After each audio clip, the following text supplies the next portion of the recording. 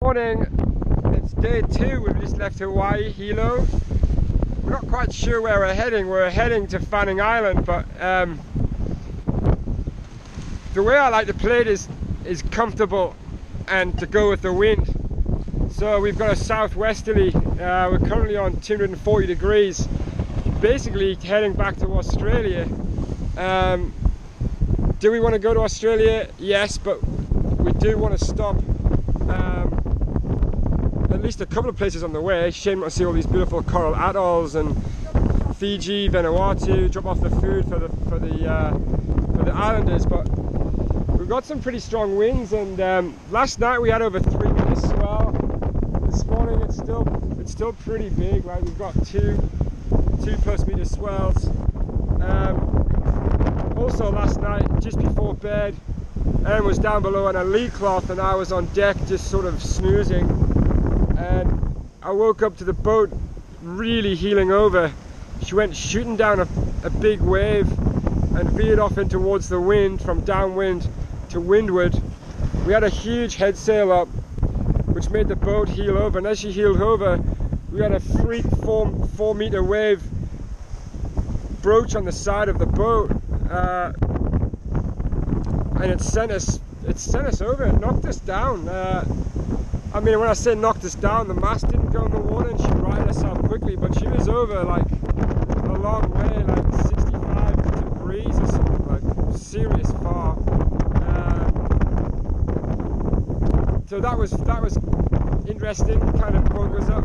What was under? The canoe. The canoe went under. You can see our canoe. So basically where the canoe is and those rattlings there, the belaying pins, they were completely underwater. So that was interesting. She just kind of did it again. Like when some of these big swells hit like that on a funny angle, she can really come about quickly. So I put on to Rico. I'm really sleepy. It's been a couple of days now.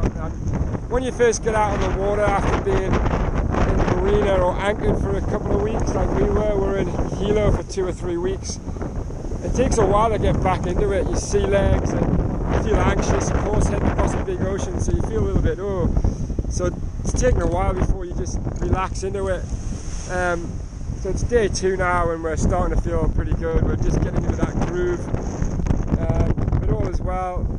We maxed out 14.5 knots last night surfing down a wave, which is a record for Narwhal.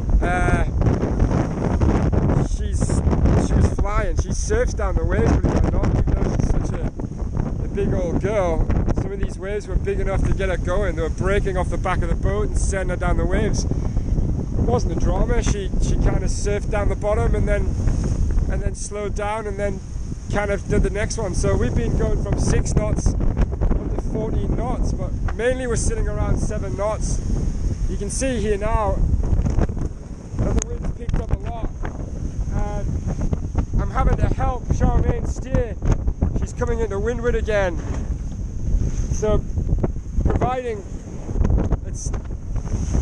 the idea is to go downwind right now with this big head sail and doing double figures, which is nice. We're getting to where we want to go. So I'm just helping Charmaine now. Charmaine's our self-steering. See some of the size of these waves. That was a nice one. That was over 3 meters. Probably doesn't look like that in the camera, but believe me, there's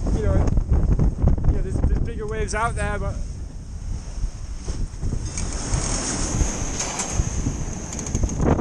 so that was almost the canoe over again, and it's because we've gone to windward.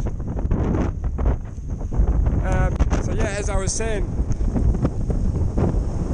although we want to go to Fanning Island, we want to get moving. I could put a jib up and a double reef in the main like I had, and we go down to 5 knots and it's kind of uncomfortable. We're taking water over the side, so I'm like, hey, let's just go with the wind. We don't have to go.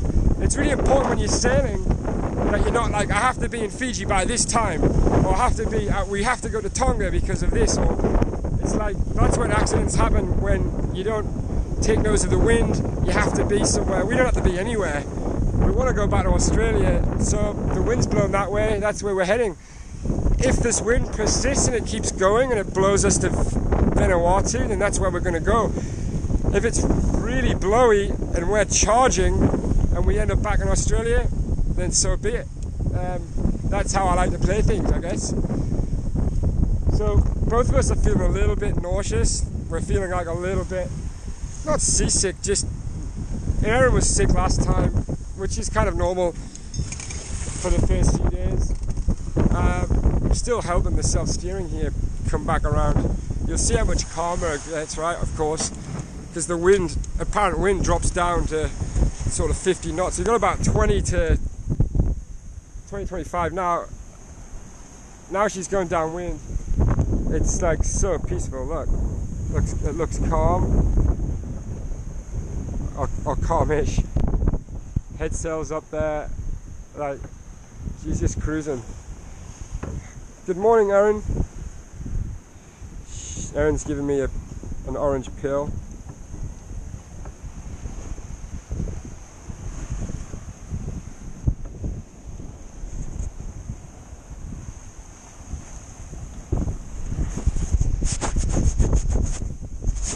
How are you feeling this morning? I feel pretty good. I got some good sleep last night. Had one of my little magic orange pills before bed.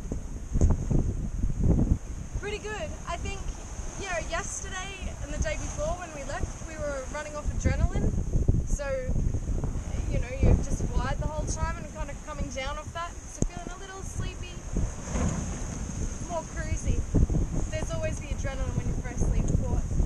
I say we go down below and watch a movie, so we're not in this weather. I mean, it's quite nice, but just with going downwind here,